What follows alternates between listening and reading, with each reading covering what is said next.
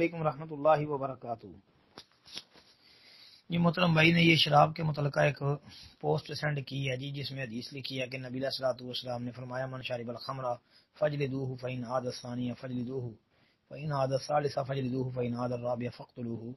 یہ جو روایت ہے کہ جس نے شراب پی اسے درے لگاؤ، پھر اگر پی پھر درے لگاؤ، پھر اگر پی تو پھر درے لگاؤ، پھر اگر چوتھی دفعہ پی تو قتل کر دو۔ اجی یہ روایت کی صحت کے حوالے سے بھائی کا سوال ہے۔ بھائی حدیث صحیح ہے جی، صحیح حدیث ہے یہ۔ ابو داود میں یہ 4482 نمبر پر آتی ہے اور ترمذی کے اندر 1444 نمبر پر آتی ہے۔ اس کے علاوہ ابن ماجہ میں 2573 نمبر پر آتی ہے۔ ابن حبان نے صحیح کے اندر 1519 نمبر پر اور مستدرک میں یہ جلد 4 صفحہ 372 پر آتی ہے۔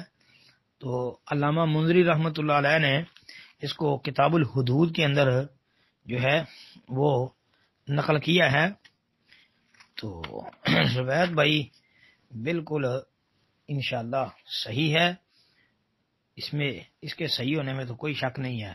بس اتنی بات ہے کہ امام ترمذی وغیرہ نے دعویٰ کیا ہے کہ یہ روایت منسوخ ہو گئی ہے، بعض دیگر اہل علم کہتے ہیں یہ منسوخ نہیں ہے۔ بس اتنا اس میں اختلاف ہے کہ آیا یہ منسوخ ہے کہ نہیں، بس باقی روایت صحیح ہے جی۔ السلام علیکم ورحمۃ اللہ۔